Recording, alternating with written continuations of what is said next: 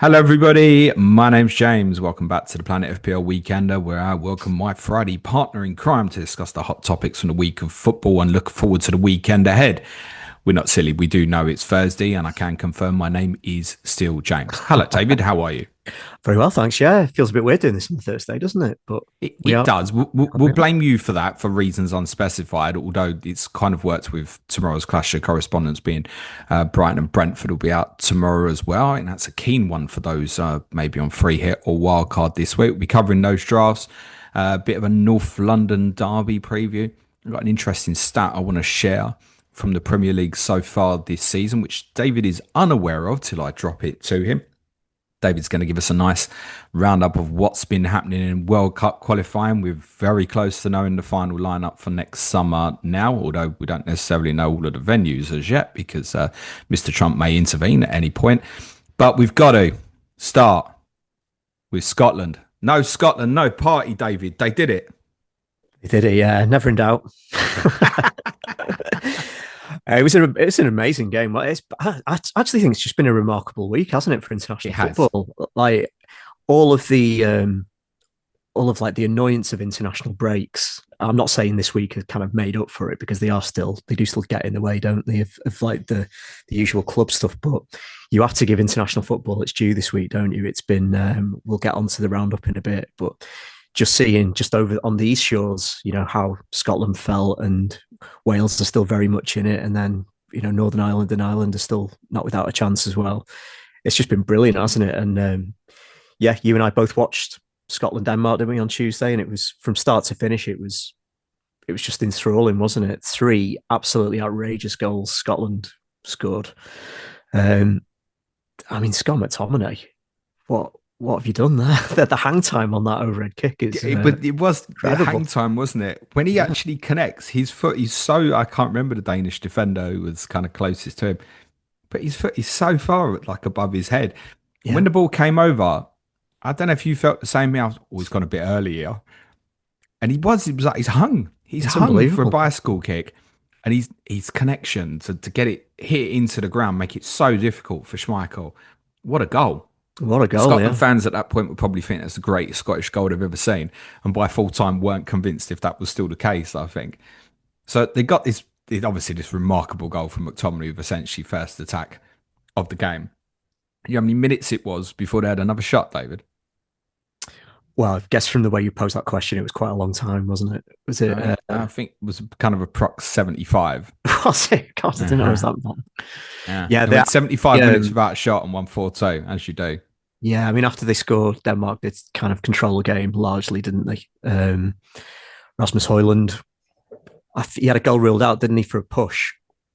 Um, but I thought, despite him missing quite a lot of chances, I was quite impressed with Højlund. Actually, he was a big threat, wasn't he? Without doing the goals, I suppose, which is what he's there to do. But yeah, Scotland, I guess, retreated a little bit. Denmark largely controlled the game, and yeah, it was just a great game, wasn't it, from start to finish? I thought the ending was just, if you're a Scotland fan, it doesn't get any better than that, does it? No, no, no, no. That'd be one of your Yeah, peaks of like your favourite ever game. I'm sure there'd be yeah. some Scotland fans listening to this even saying it probably is their favourite ever game. We'll come back onto maybe a little bit of realism towards the end, but the drama kind of really kicked into gear with the penalty decision for Denmark. Firstly, did you think it was a penalty? No, I didn't. I didn't think it was in the box. Oh, you didn't think it was in the box, but you thought it was a No, I, foul. I thought it was a foul. Yeah, but I It didn't took see any part of the Denmark player with his foot on the line when the foul took place. I thought, they took so long to look at it, yeah, didn't they, in terms of whether it was in and out. I think their conclusion was there was a contact from Robertson's knee, and I think that was on the line yeah, where the Denmark player was just heading into the box. It's soft. I was more angry with Andy Robertson's like attempt to try and win it because he's nowhere near it. So you've given like the referee an opportunity to make a decision. The on-field referee doesn't make it. You've got VAR in play. They're going to see the contact. You're nowhere near the ball. I thought You're at full running the speed it risk. was. I thought at full speed it was a foul, and the ref had missed it. But Same. when I looked at the replays, I couldn't really see it being in the box. I That's should just say at this point, just in case we forget, any kind of frustration with Andy Robertson for that tackle was completely wiped away. One of the best post-match interviews you've ever seen, where he obviously referenced about Diogo Jota and the fact he was kind of struggling during the game, and him and Jota had spoke so much about the fact that they hadn't played at a World Cup yet. Yeah.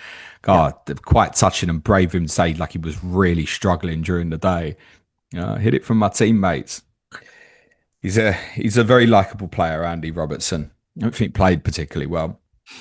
But after the equaliser, I thought they're done. They're done because Denmark had dominated the ball so much. And I put in the group chat because we were having a great time on Slack the other night with the Good, yeah. patrons talking through the game. The atmosphere was better than it normally is for a Premier League game. And it felt like everybody wanted Scotland to win. Most of the guys in there weren't Scottish.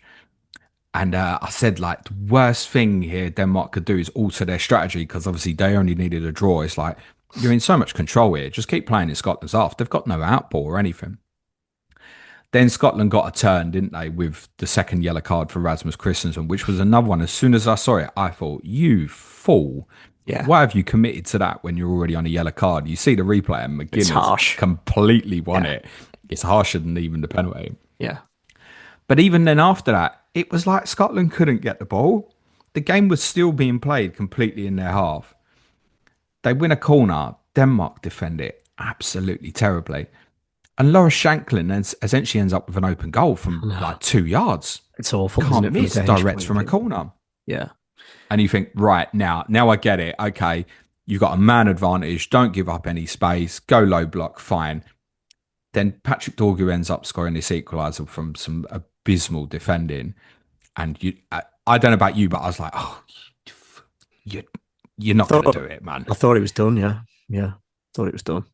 Yeah, because they weren't creating big chances or anything. No. And it was kind of relying on stuff happening in and around the box, which is then what happens. That leads to obviously Kieran Tierney, who ends up coming on at right back, which looked so uncomfortable. I was like, have you got no right back at all here that you could possibly put on the pitch? But by consequence of him playing that position, he's able to step onto something naturally on his left foot and scores this brilliant goal from outside the box. Really Yeah. nice curling effort into the low bottom corner. They've won. Brilliant. But Scotland being Scotland have to make it messy, don't they? The referee looked like he was never going to blow for full time. It was about an hour and a half. It probably felt like it for Scotland fans. A minute and a half beyond the additional time that was added on. And they win the ball back. And Kenny McLean has had this moment that's just folklore now. I mean, what's Oh, the yeah. better goal, McLean or McTominay? I'd still aim at Tommy. That's you can have a go from the halfway line and it go in, can't you? But that technique from McTominay, I still think it's the best one. The Tierney one, it's just so satisfying to watch from one of the angles, isn't it? You know, the Yeah. curl he gets on it. He's got a long, relatively in football terms, quite a long time to think about what to do with that. And he just executes it perfectly. Yeah, I mean, I don't know about you, but when the Tierney goal went in, just my instinctive reaction was like, I actually cheered the goal. I'm not Scottish. I'd get in, yeah, Yeah. absolutely. Don't know if It's not sake for sake to make Scotland fans happy. I can tell you genuinely my feeling yeah. was I want them to win. I don't know if it's because I've become the sort of de facto Scotland correspondent on the Weekender since I've started doing this. Maybe I've grown some attachment to them, but yeah, I was absolutely buzzing for them when the Tierney goal went in, and then the McLean goal is just the chef's kiss, isn't it? It's Obviously, when you're watching it on the TV, you've got no idea where Schmeichel is. no. And the commentator, it wasn't James McFadden. I don't think. Forgive me. It was the other guy, They were both on, yeah, Stephen Thompson and James McFadden. Stephen Yeah. Thompson. Thank you. Yeah. And he's going shoot, shoot. Yeah. Hang on. So where's? It's like before we've seen it. He obviously knows Schmeichel's way off his line, and it's not till the ball's way in flight. Like, yeah, Schmeichel's running back. It reminded me of one.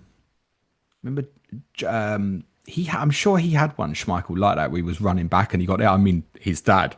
He used to get lobbed all the time at the end of his career, didn't he? Peter Schmeichel. There's Philippe Albert, Davor Schuka. There was The Davos Suka Euro yeah. 96. What a finish. Yeah.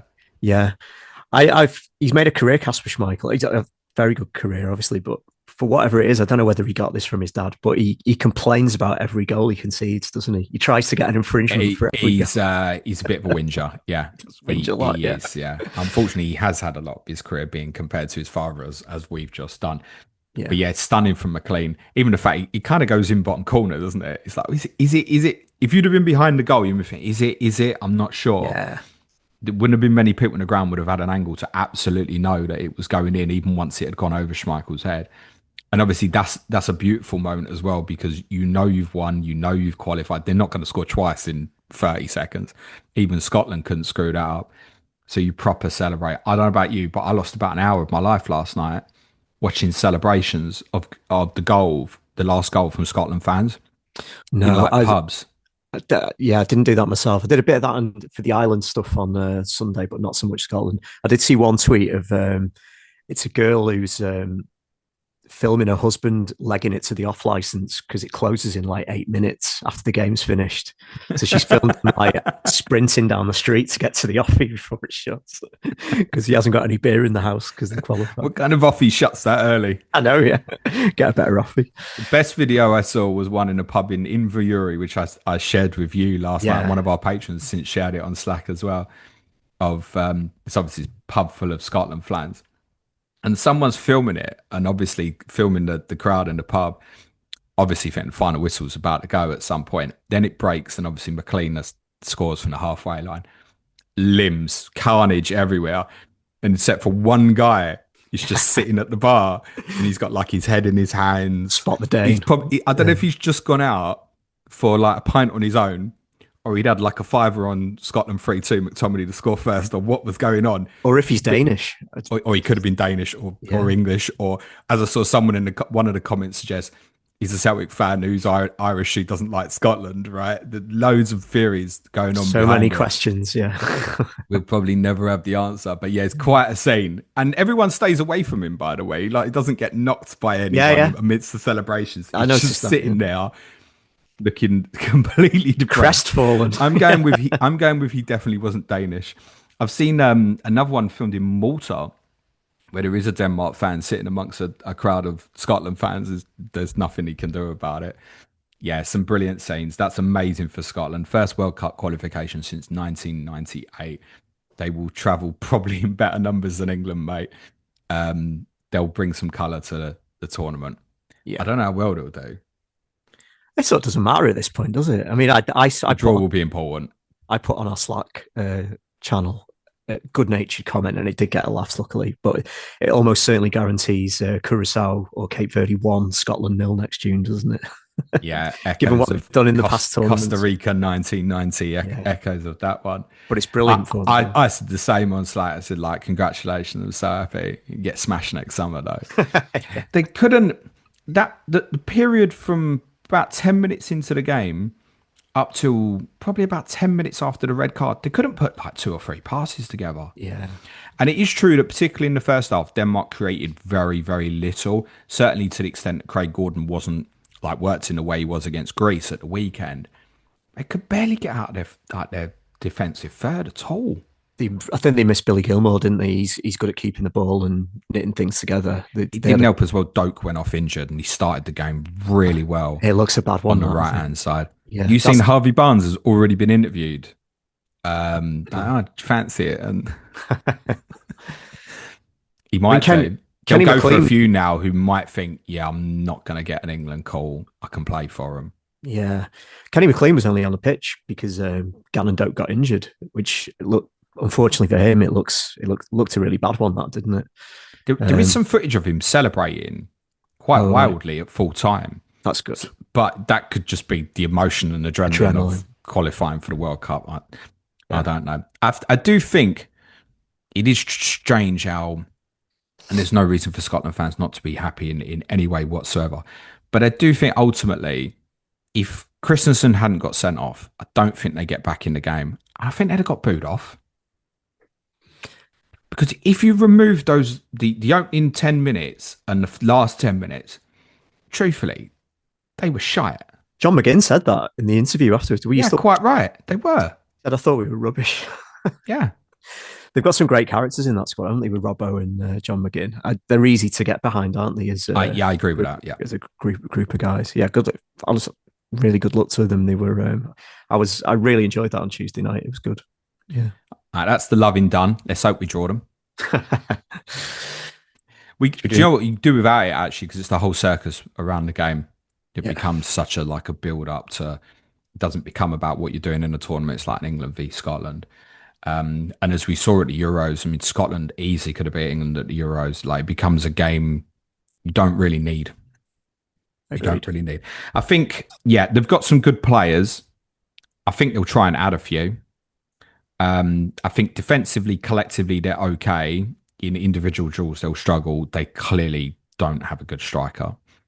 But in the midfield, in the likes of McGinn, McTominay, yeah, there are some good players in there. I Oh, didn't like definitely. that they took Ryan Christie off. I'm like, he's one of the players who can keep the ball for you. I didn't agree with them taking him off. Yeah. Okay. Super win. Playoff draws this afternoon, is it? It is, yeah, yeah. I mean, so at the time of recording, there's a couple of draws, not least for the intercontinental playoffs. That's also today. That takes place in Zurich. As we speak, we don't know what's going on with that. Well, in terms of the so it's been a hell of a week. There's a lot to talk about and a lot to get through. So Off you while go. while we're on Europe, we'll box that off. So qualifiers this week. Well, a few teams had already qualified, but the automatic qualifiers then are Spain, France, England, Portugal, Netherlands, Belgium, Germany, Croatia, Switzerland, Austria under Ralph Rangnick, Norway, and Scotland. The aforementioned Scotland. Woohoo. So there will be a series of playoffs now in March, and we know who's in each pot. So there will be a pot one team at home to a pot four team and a pot two team at home to a pot three team. Um, there'll also be a draw today to determine home advantage in the final when those semis have been played. So it's not a given that the pot one team will get home advantage if they get through their semi final. That's to be decided today. So in pot one, those teams are Italy, Denmark, Turkey, and Ukraine. They will play a pot four team, which are Sweden. Unbelievably, Sweden is still in the running despite being absolutely dreadful this qualifying campaign due But to do have some good players if they sort their life out. Isak and Jokeres if they can get fit. Kulusevski, if he's Kulusevski, back fit. yeah, Bergval. I Bergval, like yeah, Iyari at Brighton. yeah, Ilanga. that's Like, it, there's a yeah, making of a team now. yeah. So the other pot four teams are Romania, North Macedonia, who was smashed by Wales on Tuesday, and Northern Ireland. There will be a pot four team. Then there'll be a pot two team who are Poland, Wales, Czechia, and Slovakia. They will play one of Ireland, Albania, Bosnia Herzegovina, and Kosovo. So I guess we should touch on Wales, shouldn't we? They won 7-1 on Tuesday night. Some great goals.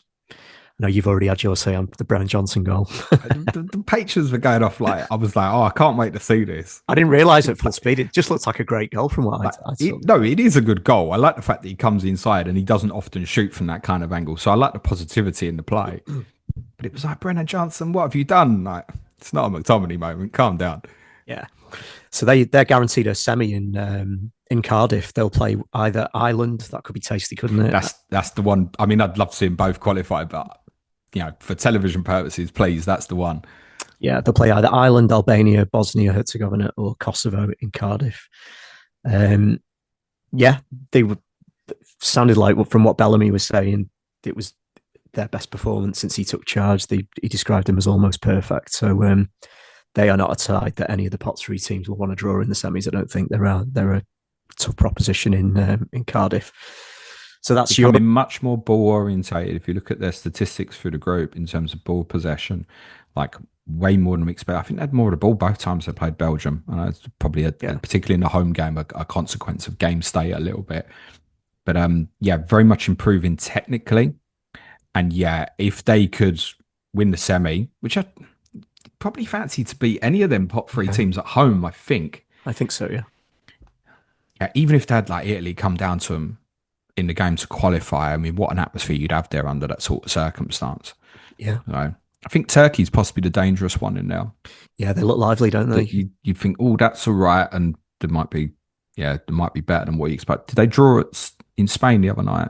I think it finished 2-2, did it? Yeah. I think so. I mean, they got absolutely slapped at home to them. It was 6-0. 6-0, yeah. But they've had some interesting results. They've got some likable players in there like Arda Güler. Yeah. They would be a dangerous opponent. I think the one you probably want to get is Ukraine as your kind of final. That would be more important for Wales. I think get the right draw for the second game. I know you've got to win the first game, but give yourself the proper chance of of qualifying. If Wales went to Turkey, if it's like, oh, Wales are going to Turkey for the final game, I don't fancy that. Agreed. Ideally, you want it at home. If you get Ukraine as well, you've also got the bonus there that it will presumably be played on a neutral venue. And I saw clips of Ukraine against Iceland the other night, and they were very well supported, Ukraine.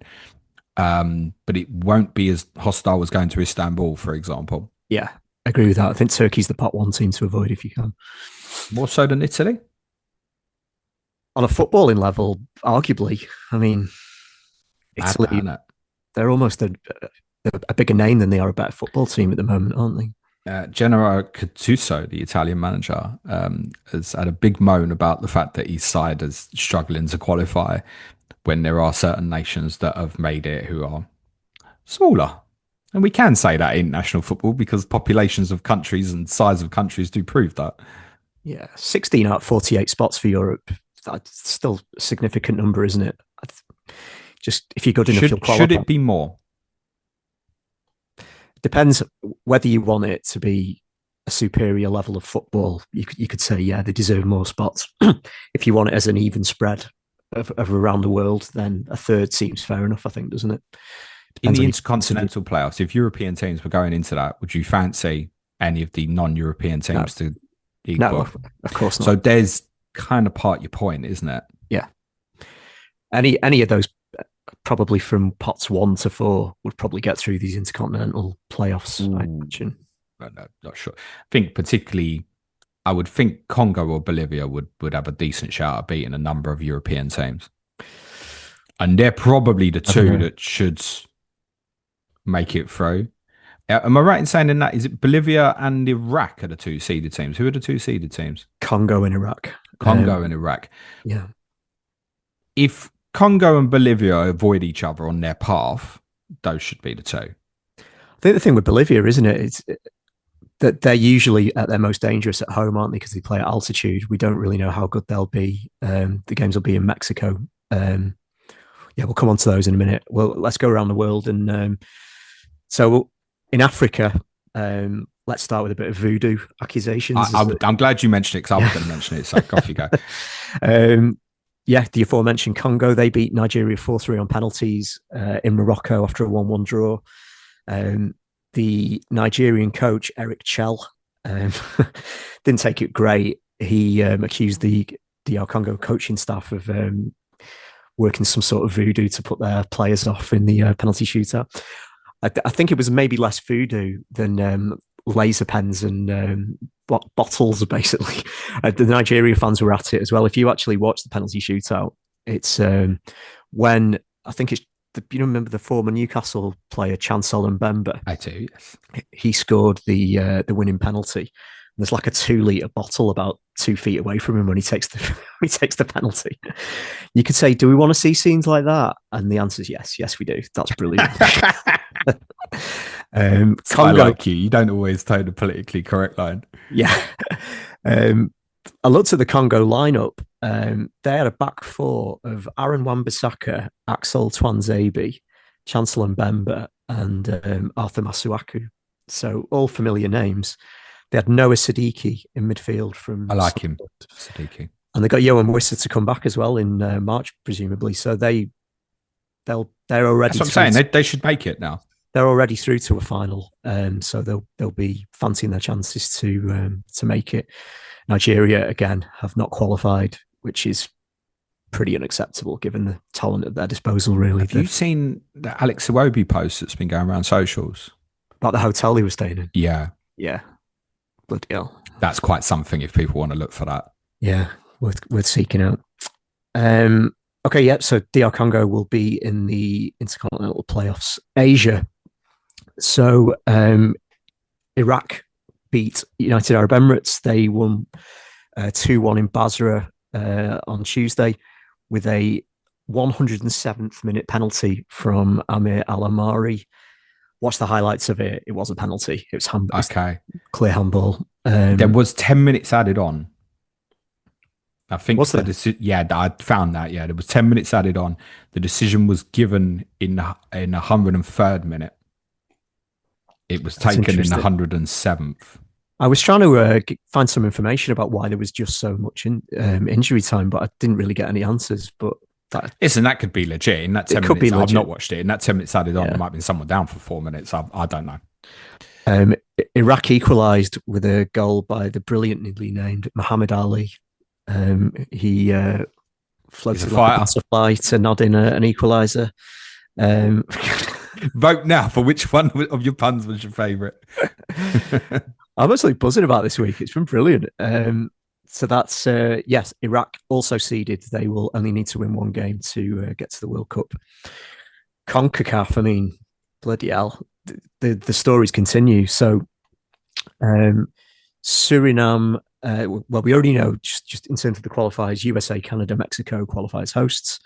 In Group A, Suriname were top going into the final games, but they were beaten 3-1 in Guatemala, which allowed Panama to overtake them with a 3-0 win over El Salvador.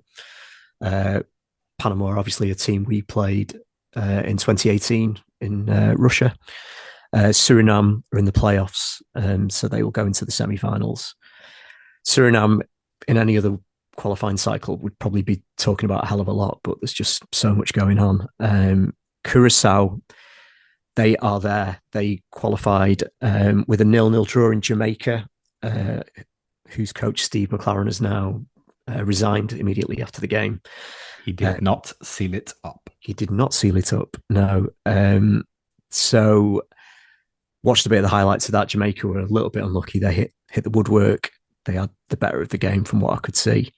But Curacao are there, population of 155,000, smallest nation ever to qualify. But they do have quite a big diaspora in terms of players with links to the Netherlands. And, you know, they've got all of their players play a reasonable level of football.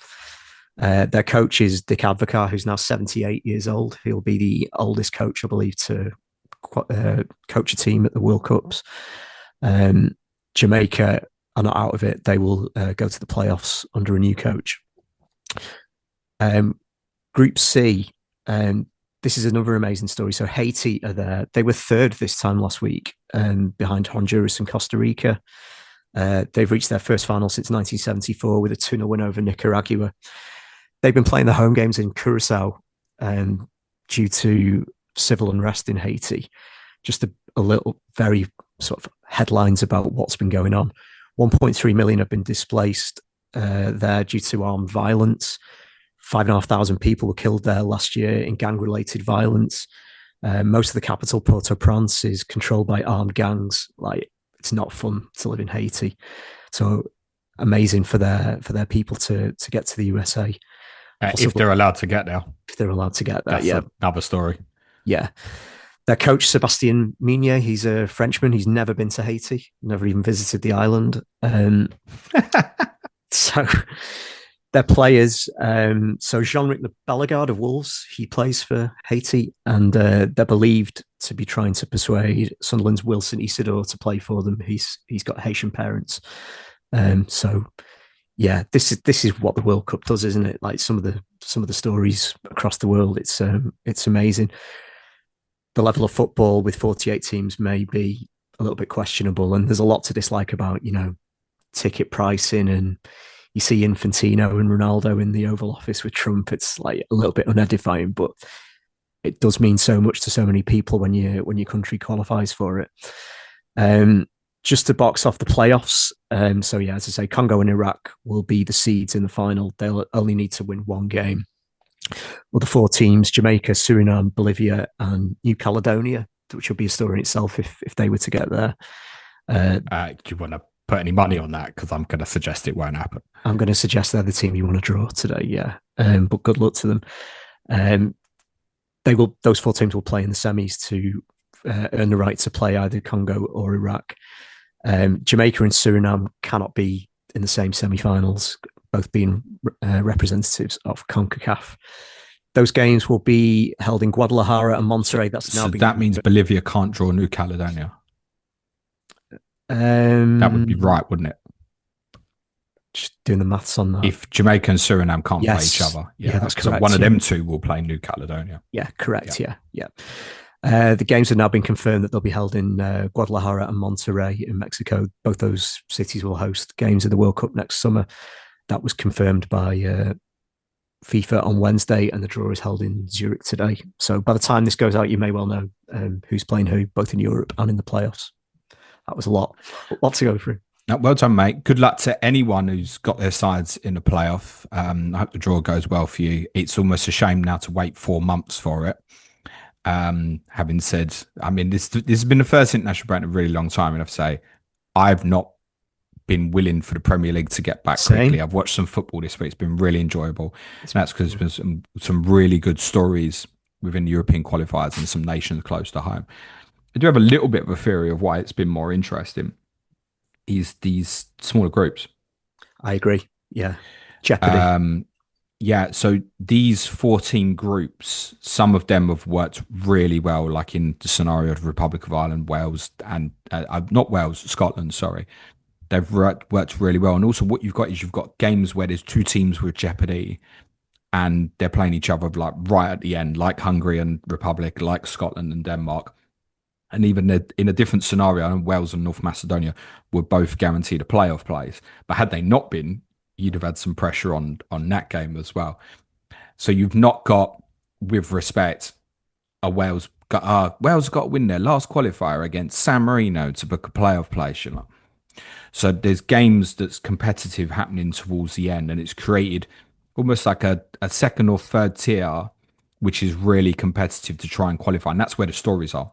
I think that's spot on. Like if you look at Germany, for example, they lost in Slovakia a few international breaks ago, and because it's only a 14 group, that mattered a hell of a lot. So it meant that, I mean, all right, they won. I think they won 5 or 6-0 the other night, but they did need to. If they'd have lost, they'd been a playoff. Correct, yeah. So I think that's spot on. Yeah, the smaller amount of teams in the groups gives more jeopardy and makes every game count, doesn't it? Yeah, that's helped. I think it adds weight to stuff that we've called on in the past in terms of potential pre-qualifying. Needs to be looked at because I don't know if it'll be quite this interesting for the European qualifiers. Remains to be seen. Right. The final World Cup draw, by the way, which obviously will have kind of either ors in terms of the playoff spaces, is on December the 5th. So that's 15 days away, I think. Good stuff. Well covered, David. I'm going to send you something now. If you want to check your phone, David. Go for it. I'll give you the headline number while I'm sending it to you. I did a piece for our patrons in the springtime looking at a real rise in away wins in the Premier League last season. The graphic I've sent you, David, shows that 35% of away wins. So it spread a difference as the season went on. That's the middle image that you're looking at on the graphic. 41% home wins in the Premier League last year, 35% away wins. At the time that I looked at it, it was only 1% in it between home wins and away wins. This was late winter, early spring. Now, for context, the full season before, there was 46% home wins, 32% away wins. Now, we are coming up towards a third of the way through the Premier League season. 53% of games have been won by home teams in the Premier League, 25% of away games. There is a trend here that's going back to dominance at home. Yeah. Half of the teams in the Premier League so far this season are averaging 2 points per game at home. Only 3 are over 1.5 points per game in away games. That also includes the anomaly that Tottenham are one of those, and I think the only team in excess of 2 points per game in away games, and yet they're under a point per game in home games. So you've got a real anomaly there with one team's been much stronger away than at home. There is a bias here, and I think we should be aware of it. This has a consequence for fantasy as well. Like I said, 6 months ago, I looked at it, and it was almost trending. There wasn't much in between home and away results. It is again now. Home advantage is very much on the rise again. Got any theories for why?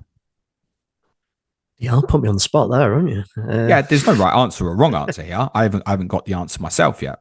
It does feel like that. I mean, well, it should feel like that because it is statistically correct. But I wonder if it's anything in part to do with, like, the promoted teams have been better this season, haven't they? It's like if you think of Leeds, going to Ellen Road isn't a picnic, is it? Where let's look at like Southampton last season. They were barely got a point, did they, at this time last season? Turf Moor isn't that easy to go to. I think Burnley have won a few home games, haven't they? They beat Against Sunderland Leeds and Sunderland and Leeds, yeah. included, yeah. Sunderland have been good, haven't they? Like going to the Stadium of Light. So I don't know whether those promoted teams would have. Sunderland have also been decent away from it. They won at Chelsea, right? Yeah, I don't know whether by virtue of the fact that the promoted teams have been so much better would have that drastic an impact on the overall stats. But Maybe, I guess less. I guess everybody was going to the three promoted clubs last year, almost like got to win. And that will still be how teams are looking at those three fixtures. I guess Liverpool's away record would have been better in these previous seasons as well, and we've been absolutely dreadful away from home so far this season. So we're contributing to those statistics as well. But my team's contributing in the opposite way. True. Yeah, that's true. I don't know. What are your theories? Have you, any trends that I think that on the promoted sides is part of it. I think if you look a little bit deeper at the numbers here, the one that stands out where you've got kind of real change, if you look at away goals scored per match, I think there's a feeling that the defensive numbers are improving. So 23-24, 1.48 goals per game for away teams. That was down to 1.42 last season. That's now down to 1.1 so far this season. So home goals per match is like back up from 1.51 to 1.64 so far this season.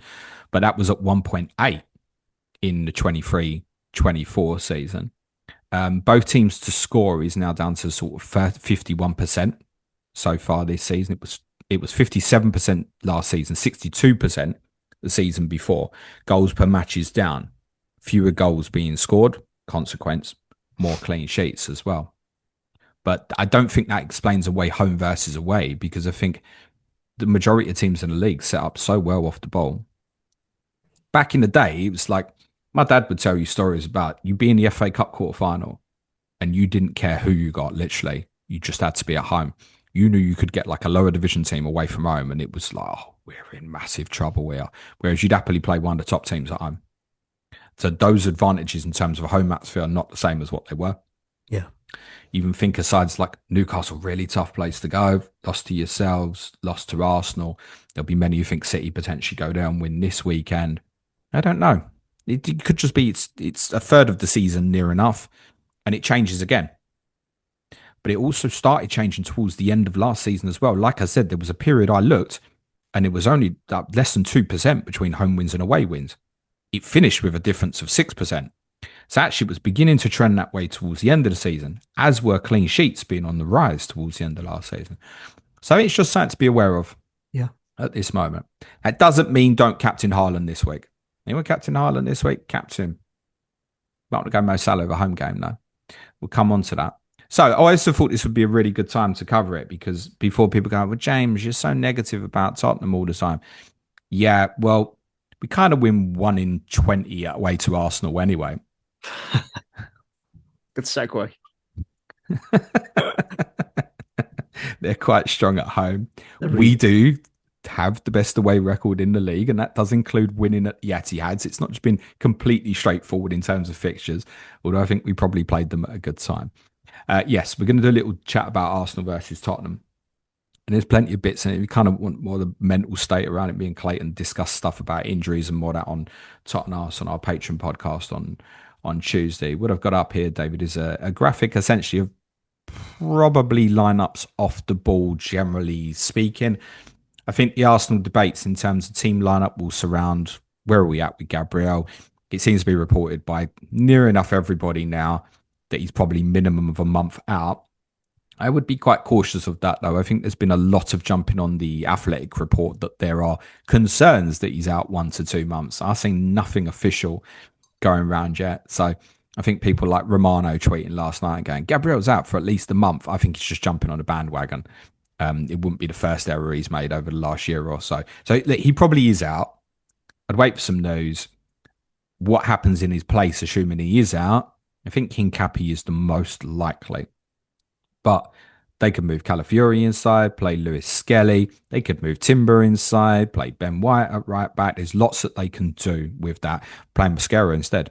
He's another, and they might take that as a short-term solution just because he's already had some adjustments to the Premier League I was where going he to ask you covered for about that. Saliba. Would he throw in Capier straight into a North London derby? I mean, maybe, Yeah, maybe. he's not a baby. It's Yeah, not like he hasn't got any experience at top level. He's played a World Cup. yeah. He's He's won the Bundesliga. won a Bundesliga. He's he's a good player. He's So experienced. Yeah, I don't think you're not throwing a kid in. yeah. Agreed. And Arsenal will have a lot of the ball, without a doubt, in this game. Other question marks would surround around Gyökeres' availability. If he's available to start, I presume he does. Kind of expectation seems to be at the moment that he probably won't. So Arsenal team probably Raya, Timber, Saliba, Hincapi, Calafiori, Zubamendi, Rice, Saka, Eze, Marino, Trossard. 4-4-2 without the ball. It's what we commonly see with Arsenal, which can look like a 4-2-4 quite a lot. Arsenal's wide players can be quite aggressive in the press. Tottenham, if they stay online with what they've been trying to do, might line up a little bit like this. So again, this kind of be out of possession structure. So Vicario in goal, Porro, Romero, Van der Ven, Udogi. Right to left, Kudos, Paulinia, Bentancur, Odegaard, Simmons off of Richarlison. I'm presuming that Kolo Muani is not going to be available, having fractured his jaw. Not expecting anyone back that has been injured. If Dominic Solanke has made a miraculous recovery from his Super Cup doubt, then he's going to be a substitute at best, isn't it? And the reason this particular lineup is because of something Tottenham potentially wants to do on the ball at the moment, which I'll show you in a second. This shows a bit of kind of moving parts in terms of Arsenal. One of the difficulty of playing against Arsenal at the moment is how they transition from out of possession to in possession. You're obviously quite ball dominant, one of the best teams in the league. They, like many, want to get a line of five up top. It's not easy to read how that might be done. It can be adjusted. So most commonly, we're just moving Declan Rice forward into left half 10 space, a lot where you'll have seen him play for England recently. Saka plays on the right, Trossard left, Eze, whilst he's playing in for Odegaard, right-sided 10, Marino as the 9. But there's different ways of doing that. They could leave Rice in deeper, push Calafiori up the touchline, tuck Trossard inside. They can also move Timber into a midfield position if they want to go with, say, like a 2-3 build and also, say, invert both fullbacks. There's different ways that Arsenal can do it. Tottenham's way of doing it is a little bit more basic at the moment, and I realise it's early days for Thomas Frank. So what Tottenham are trying to get to for an attacking line of five is by pushing their left back up the pitch. And the best setup for this, as I've spoken about in a few podcasts recently, is definitely Destiny Udogie playing left back under that circumstance. If you want this is balance, this is just thinking about Tottenham within possession. So back three build up. Pedro Porro stays deeper, almost like a right-sided centre-back. Van der Ven is obviously natural moving out to left-sided centre-back. You leave the double pivot in there of the two central midfield players. Odegaard moves off of left wing into left 10. Simmons plays as right-sided 10. Kudos, Touchwood is available. Right winger. Udogie becomes your left-sided forward, basically. Now, whether Tottenham are going to be able to make that happen and whether they're brave enough to do it at Arsenal, I'd suggest probably not. And I think the selection of the team will be more on how do we stop them rather than how we beat them, which I accept for a game like this. What I'm showing you on screen now is, if you just focus on the Tottenham aspect of this, is how Tottenham set up in the Super Cup final. So back five, this is against Paris Saint-Germain in August. Vicario in goal, right to left, Porro, Kevin Danso as the right-sided centre-back, Romero, Van der Ven, Jed Spence. Paulinho and Bentancur in front of that. Pap Sarr in front of that. Kudos and Richarlison as split forwards, but with Kudos an extreme lean towards the right-hand side, almost just playing like his normal position, basically. And I think Tottenham might go with that again. There's a couple of reasons why I also think they might not. In terms of this particular setup, Sarr played ahead of Bentancur and Paulinho, and one of the reasons behind that was PSG played basically four up front. Basically played 4-2-4. With Arsenal, they'll overload in central areas more. So they'll have a single pivot and two players moving into left and right half spaces to get their line of five. PSG was a line of four. So Tottenham always had numerical advantage in their 5 versus their 4. To make sure they had an advantage in the central areas, was Sarr got around Vitinha quite a lot. Tottenham actually had a 3v2 in that area. They completely gave up the right hand side to Hakimi, which is a dangerous thing to do. Congratulations on him. I think he won Yeah, African Player of the Year, I think. correct. Yeah. Dangerous thing to do, but that's what Tottenham decided to do. Kudos did work in more with Nuno Mendes on that particular side.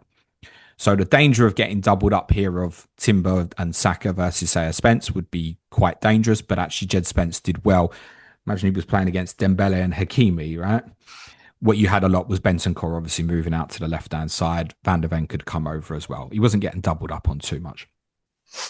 The problem with Sarr ahead, you could put Sarr and Zubimendi and you could say Bentancur and Paulinho, right, you take responsibility for Eze and Rice respectively. That pins you in where you will get doubled up in the wide areas if you can't allow your midfielder to go out. So I do think there's every chance that Tottenham line up like this. It's similar, but what we're doing is we're putting in perhaps our flat to the right-hand side of Paulinho, Bentancur to the left-hand side, most likely. That could be the other way round. And Tottenham potentially go with a 5-3-2. I think this is what he wants to do in this game. I think Spence over Udogie, purely because I think he'll trust Spence more than Udogie in a 1v duel with Saka if it comes to that. Yeah. I heard Jed Spence's Instagram posting about penitentiaries after the game, but I suspect he probably won't be.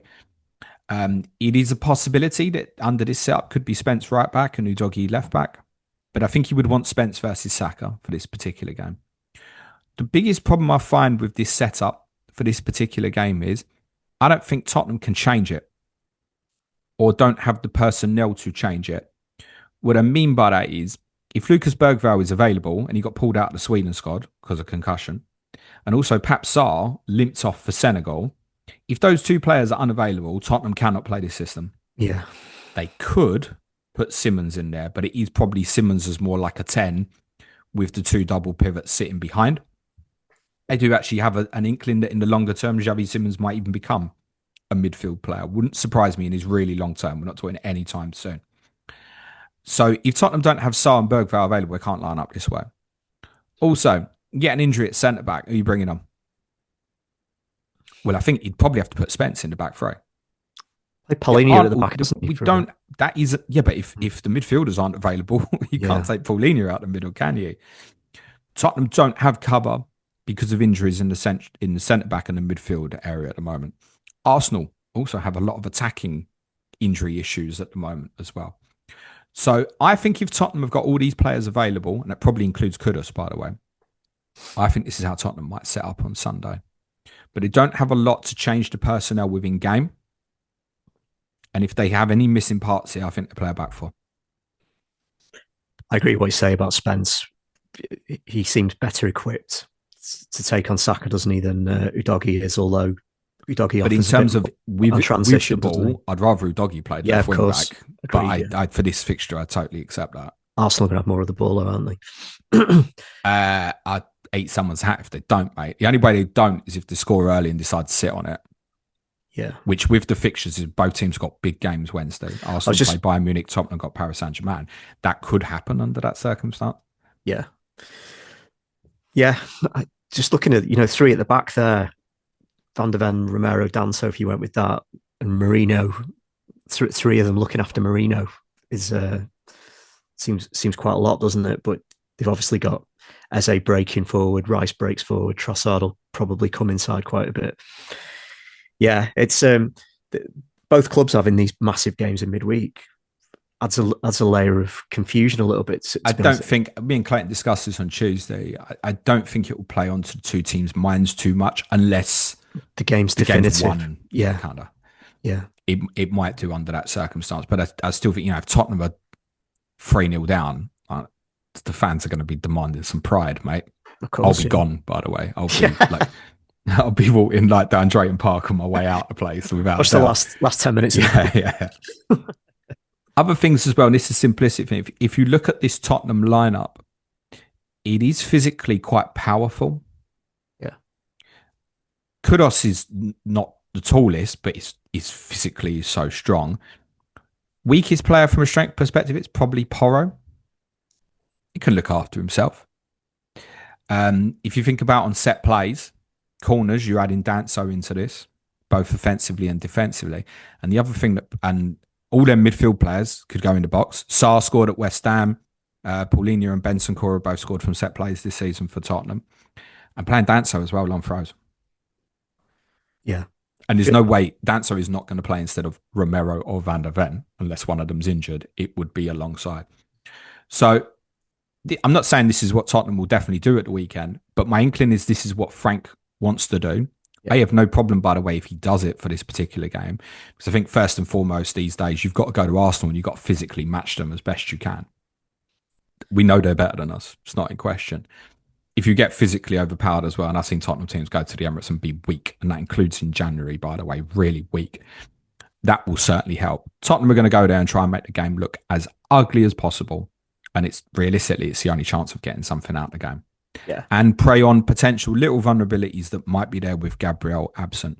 To repeat, I think Tottenham need all those three midfield players and obviously the centre-backs all available and probably Kudos to potentially go with this system. I think there's every chance that we do. There might be a consequence there. I know a few people have been thinking of Saka over captaincy over Haaland this week. I'm not going to tell you yes or no, but it might be something to think about for you to understand there is a chance that Tottenham go back 5 this weekend. Yeah.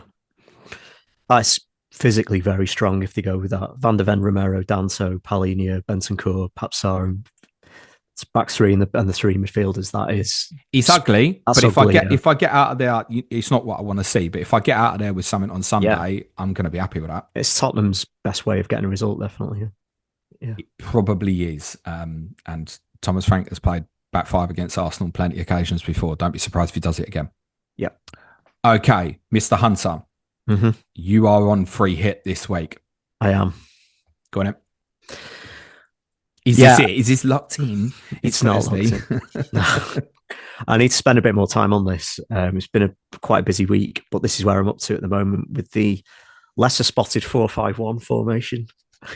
Looks quite negative for a free hit, doesn't it? Mate, it really does. But I also I accept that this week. Yeah, I mean, this is subject to change. I was fiddling about with the FPL team last night and I realised I could get Declan Rice in for Ismail Assar. So he's in at the moment, but that may go back. But I mean, there's no Haaland, which I think I've got to do on free hit this week. The way I've been doing my transfers in the last few weeks has been with free hit 12 in mind and I'm wildcarding along with you next week. So I've got to go for Mo Salah without any real kind of optimism at the moment based on what I've seen. But I think doing what I'm doing, I've got to kind of roll the dice on Mo. So he's captain.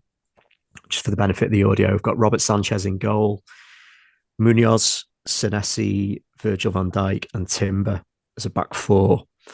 Midfield 5 of Saka, Bumo, Semenyo. He's yellow flagged, but I think he's all right. He's just proposed. We do think he'll be all right. Seeing that picture of Andy Martin in the background with the proposal on Twitter. And Andy gets everywhere, bless him. You can even find him on a pier in Bournemouth if you want, guys. Sensational. Got Declan Rice at the moment. Just think Derby Day. He'll be up for it. Avenues to points, but he may come out of the team. I may end up downgrading him to a dead spot in midfield and put in someone like Danny Welbeck up front instead. But he's in at the moment. Mo Salah captain. Jean-Philippe Mateta as the striker. So we are where we are on free hit at the moment. I've got Ashley Barnes and Mark Gu on the bench. As a what cheap price striker. is Ashley Barnes? 4.3. It's for free. Yeah. Estev as a possible playing defender and Dubravka. Yeah, I think this may change, but it's about the best I've come up with at the moment.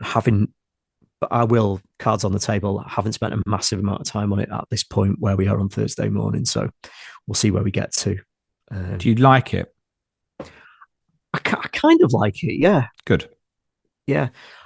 I feel like I wanted to get Bruno Fernandes in as well for the Everton game, but he is quite expensive because I was thinking free hit 12, okay, no Haaland, like I can probably have my pick of whatever I want to do here, but when you actually get down to picking all the players, having Mo in as I've got, you quickly get back to square one with the rest of the team, really. So Bumo's in, which I'm pleased about. I've wanted to get him in for a while.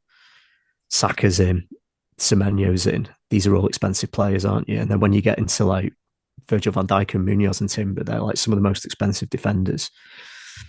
You do use your money quite quickly. So I do like it. I mean, I like all of those 11 players this week, which is sort of the point of free hit, isn't it? If you didn't, that's concerning. That's concerning. But and when I asked the question, it was probably more laced a little bit like, are you comfortable looking at a free hit team with just the one up front, for example? Do you like that element of it? But I think it's right. I think there are more better midfielders this week than forwards. yeah, A Bruno Fernandes stat for you that you won't like, by the way. Everton have given up more DEFCONs than any other team in the league so far this season. yeah. I mean, in terms of the strike, you were like bollocks, James.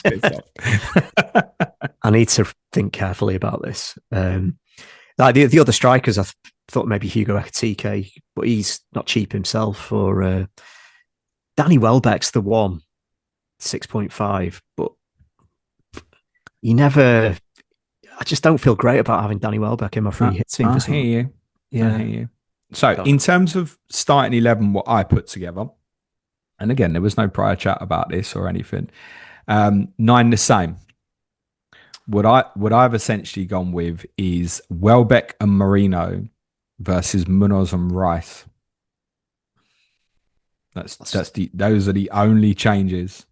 Otherwise, I've gone with the same. So what I selected, and again, must repeat, this is Thursday morning. Sanchez, Timber, Van Dijk, Senesi. So back 3. Midfield 5. A lot the same as you. So Salah, Saka, Bumo, Semenyo. I put Marino in. Now, if Arteta would say, yeah, Gyökeres is in strong contention, that's got to be something else, right? And I could even land in the same place as you, by the way, David. Up front, Mateta and Welbeck. So it's close. It's 9 the same.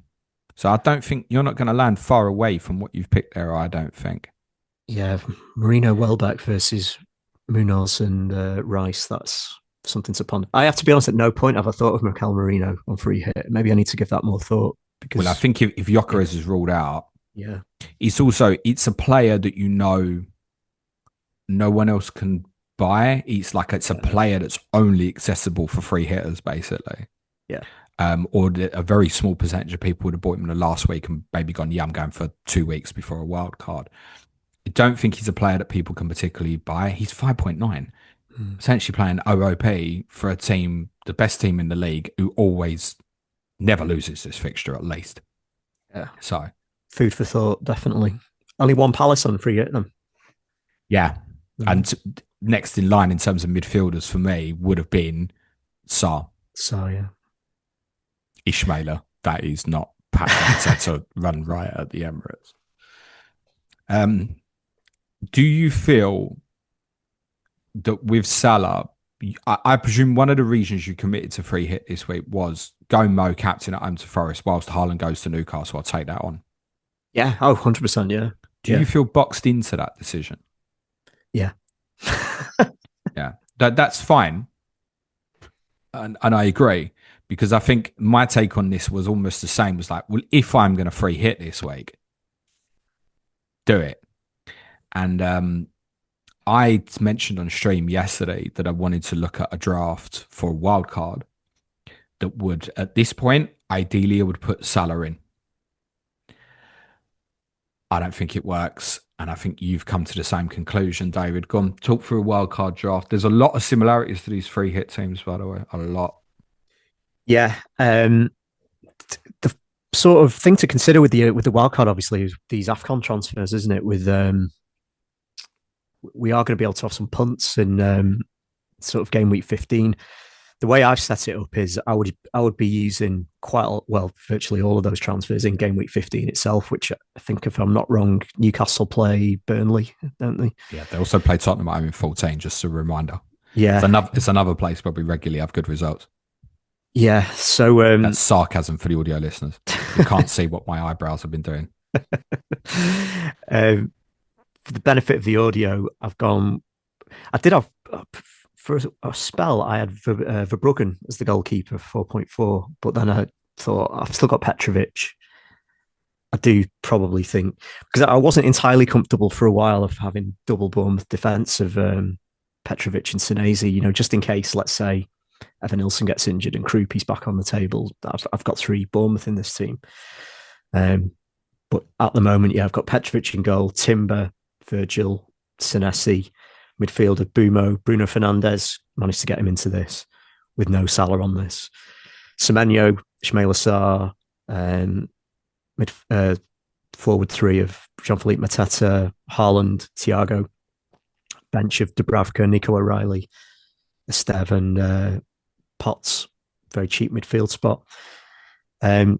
So similar to the wild card in the last weekend, it does give you a benching headache every week, but quite a welcome one because you can hide Thiago when he goes to Arsenal in 14, and you can sort of steam into Newcastle on this in game week 15 before you get your transfers topped up at 15.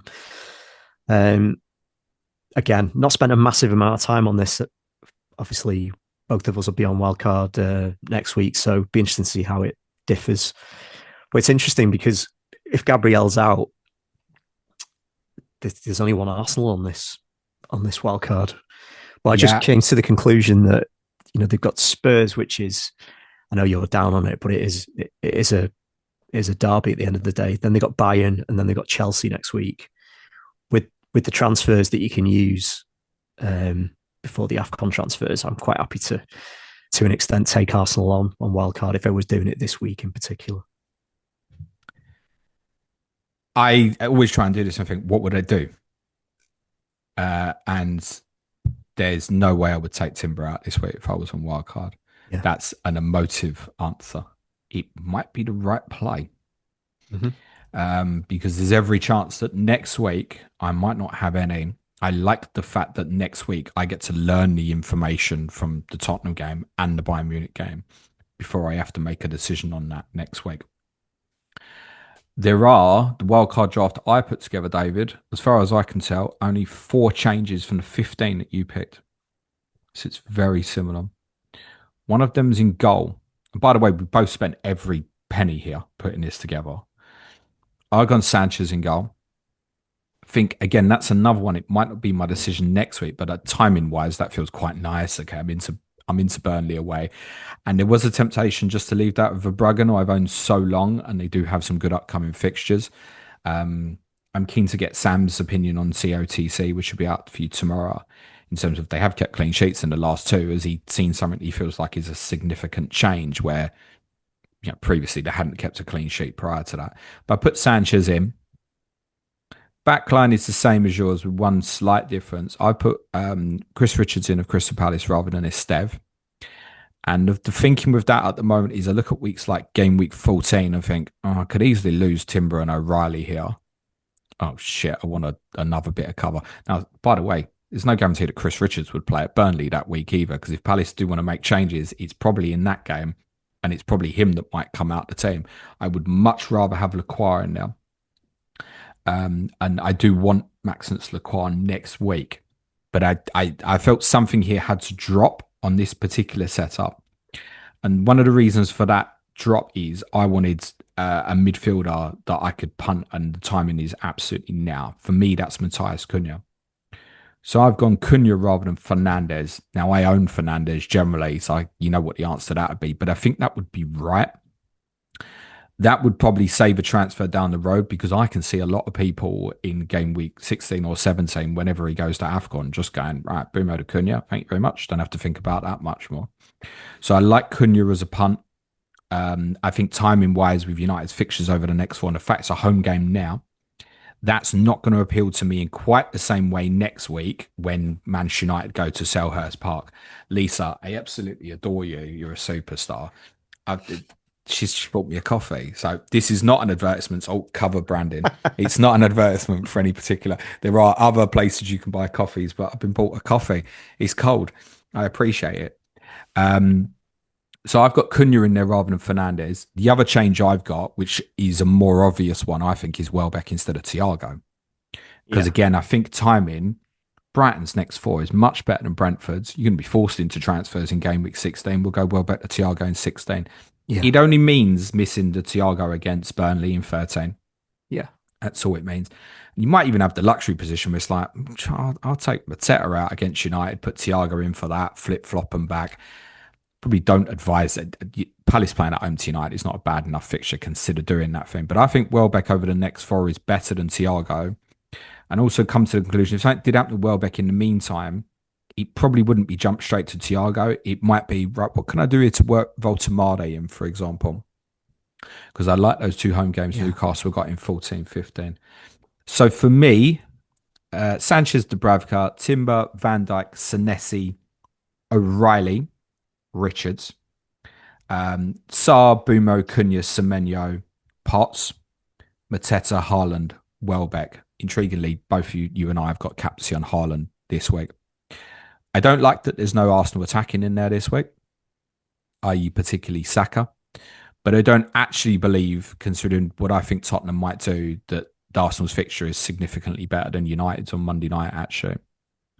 And I look at that as I say, Cunha saving versus Saka. What we're talking here, 2.1, 2.2, something like that. Like it becomes a stretch.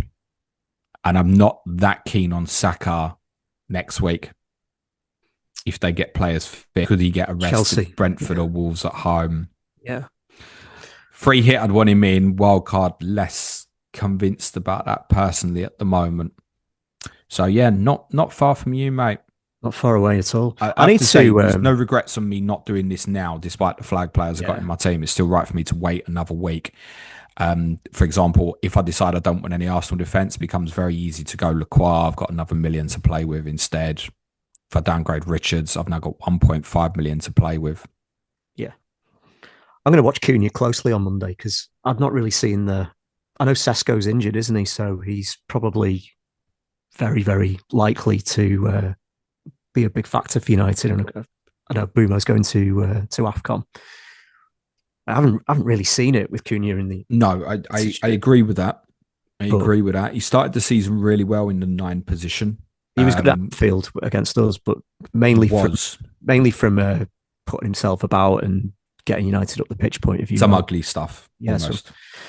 But I'll be interested to.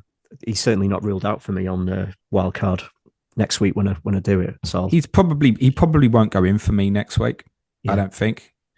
The awkwardness with the setup that you and I have both got here, if Wildcard in now, is you and I have both got 4 attackers from Palace and United, and obviously they do play each other next week. That doesn't bother me. Now, that's also okay in a sense. And I've got Richards as the only defensive coverage. I probably wouldn't start him in that fixture.